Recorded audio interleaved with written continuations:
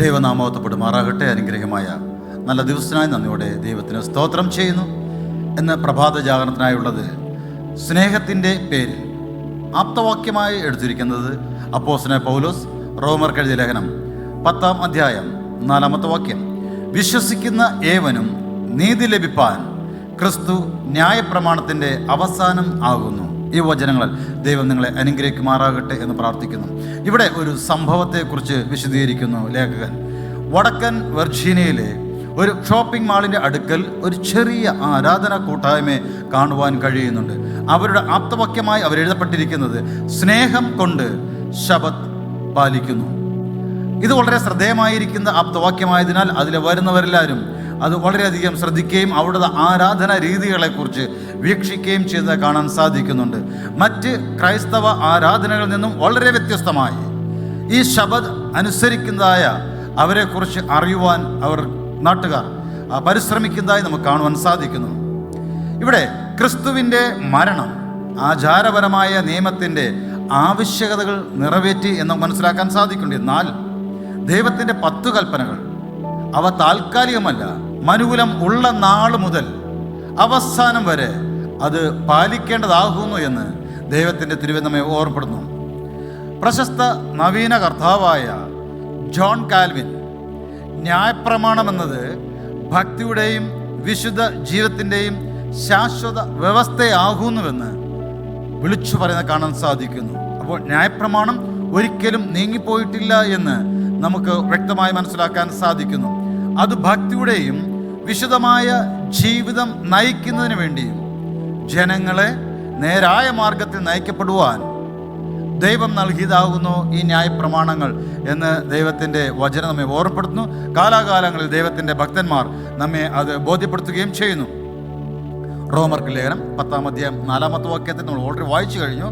എന്നാലും വിശ്വസിക്കുന്ന ഏവനും നീതി ലഭിപ്പാൻ ക്രിസ്തു ന്യായപ്രമാണത്തിൻ്റെ അവസാനമല്ല എന്ന് പറയുമ്പോൾ റോമർക്ക് ലേഖനം 3-ാം അധ്യായം 31 പറയപ്പെടുന്നത്, ആകയാൽ നാം വിശ്വാസത്താൽ ന്യായപ്രമാണത്തെ ദുർബലമാക്കുന്നുവോ?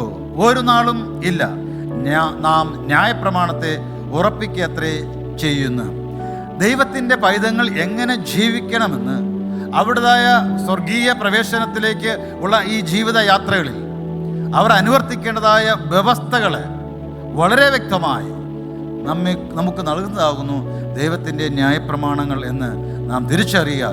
അതൊരിക്കലും ആത്മീയമായിരിക്കുന്ന ജീവിതങ്ങളിൽ നിന്നും അകറ്റുവാനോ അല്ലെങ്കിൽ ആ കൽപ്പനകൾ 10 കൽപ്പനകൾ നിവർത്തീകരിക്കപ്പെട്ടു, ഇനി അത് ഈ നാളുകളിൽ നാം പാലിക്കേണ്ടതില്ല എന്നോ അല്ല അർത്ഥമാക്കുന്നത്. ഒരു ദൈവത്തിൻ്റെ പൈതൽ തൻ്റെ ജീവിതത്തെ ദൈവിക സന്നിധിയിൽ നിലനിർത്തിക്കൊണ്ട് അത് മുൻപോട്ട് കൊണ്ടുപോകുമ്പോൾ ആ വ്യവസ്ഥകളെല്ലാം പാലിക്കേണ്ടിയിരിക്കുന്നുണ്ട്. ലൂക്കോസിന്റെ സുവിശേഷം 7-ാം അധ്യായത്തിൽ നമുക്ക് ദർശിക്കാൻ കഴിയുന്ന കാര്യമുണ്ട്. ദുർനടപ്പുകാരിയായ ഒരു സ്ത്രീ കർത്താവിൻ്റെ പാദപീഠത്തിൽ ശരണപ്പെട്ട് തൻ്റെ പാപങ്ങളിൽ നിന്നും മോചനം ലഭിച്ചപ്പോൾ അവരുടെ കണ്ണുനീർ കൊണ്ട് ആ പാദങ്ങൾ കഴുകി തൻ്റെ കാർക്കൂന്തൽ കൊണ്ട് പാദം തുടച്ചു വൃത്തിയാക്കുന്നതായി കാണാൻ സാധിക്കുന്നുണ്ട്. കർത്താവ് അവിടെ ഒരു കാര്യം പറയപ്പെടുന്നത് ലൂക്കോസ് സുവിശേഷം 7-ാം അധ്യായം 47-ാമത്തെ വാക്കിൽ പറയപ്പെടുന്നത്, അല്പം മോചിച്ചു കിട്ടിയവൻ അല്പം സ്നേഹിക്കുന്നു. ഇവിടെ ഈ സ്ത്രീ അവരുടെ പാപങ്കലമായിരിക്കുന്ന ജീവിതങ്ങളെക്കുറിച്ച് കർത്താവ് അവർക്ക് ബോധ്യപ്പെടുത്തിയപ്പോൾ അവർ കർത്താവിനോട് തൻ്റെ ഈ കുറവുകളെ കുറ്റങ്ങളെ ഏറ്റുപറഞ്ഞ് കരഞ്ഞ് താൻ ജീവിതത്തിൽ ഒരു മാനസാന്തര അനുഭവത്തിൽ വരുന്നതായി കാണാൻ സാധിക്കുന്നുണ്ട്.